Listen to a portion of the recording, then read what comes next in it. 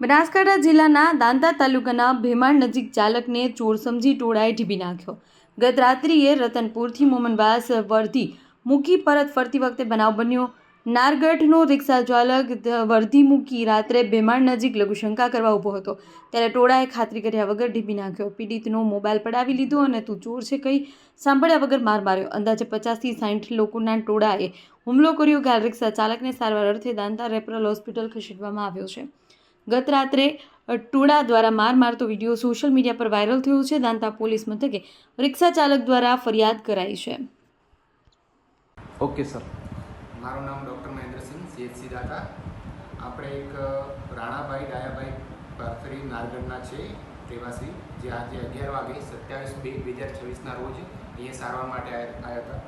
એમના કહેવા પ્રમાણે 26/2/2026ના રોજ રાતના 8:30 વાગે જ્યારે ભેમાળમાં રિક્ષા ચલાવતા હતા એ વખતે 50 જણ આવીને એમને મારે જતા રહ્યા, થપ્પડથી માર્યા બધું, લકડીથી એવું બધું મારી કહેવા પ્રમાણે.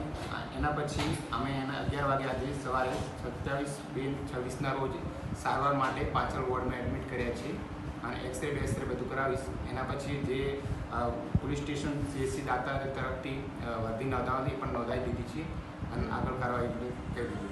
ઓકે, શું બનાવ બને તમારી સાથે? હું ભેમાલ તો આપણે રતનપુર ચોકડી પર બરોબર સાહેબ રિક્ષા લઈને 3 મુમન આવ્યા. મને કીધું કે આપણે મુમનવાસ જવાનું. મેં કીધું ભાડું સાહેબ 400 રૂપિયા થશે. 400 તો નહીં પણ 300 રૂપિયા આવવાનું કીધું. મેં તોય ના પાડી. મેં કીધું છેલ્લા 350 રૂપિયા આવી દીધું કે સારું. તાળીમાં લઈ ગયો એને આપણે મુમનવાસ બરોબર.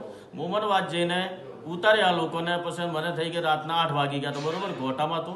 એટલા માટે મેં કીધું ઘોટામાં તો મારા મન લાગી હતી કે મેં કીધું ઘોટામાં હું એકલો પડું, મન લાગે બીક બરોબર. એટલે ભેમાલ જઈને હું એકી પૂણી કરી લી. તો હું આવ્યો ભેમાલ ત્યાં પેલો આપણે જે તલાવડી ખરી કે અહીંયા તલાવડી કરીને ગાડી સાઈડમાં ઊભી રાખી. મેં ગાડી સાઈડમાં ઊભી રાખીને હું મારે પૈસા પૂણી કરવા ગયો તો પેલા મારના 50-60 જણા હતો બરોબર. અંદર બેલો તો પેલો આપણે કેન્ટીસ નહીં આવતું કોને અંદર તો એ મારે દેખે મારે ગાડી કરીને દોડીને આવ્યા. તો હું એને કંઈ ચેડ બંધ કરીને હું એનો હોમે પગ ગયો. મેં કીધું હો થયું ભાઈ હો થયું. તો એ તો ડાયરેક્ટ મને તો ઘેરી નાખ્યું 50-60 જણા બરોબર. કે તું તો ચોરી કરવા માટે આવેલું ક્યાં ગમતે? મેં કીધું ભાઈ હું નારગઢનો કોઈ બહારનું નથી, હું જાતિ ભરથરી હું બરોબર. કમસે કમ 2002થી હું ગાડી ચલાવવો હોય ને તમે ડાયરેક્ટ કહો કે ચોરી ઉપર નોખો મારા ઉપર બરોબર. તમે કહેતા તો લેડો ભેમાલ ગોમમાં જઈએ. ભેમાલ ગોમમાંથી મારા દોસ્તાર ઉગીને લાવું હું તમારે કમસે કમ 30થી 40 જણા મારા દોસ્તાર. એ મારવાળા કોણ હતા? હવે મારવાવાળા બધા મુંબઈ જ, કોઈ હિન્દુ તો નતો અંદર બરોબર. માના એક જેમ માના દોધ ફૂલી મારા ઉપર, જેમ મારી રીતે બધા દોધ ફૂલતા હતા મને દેખે બરોબર.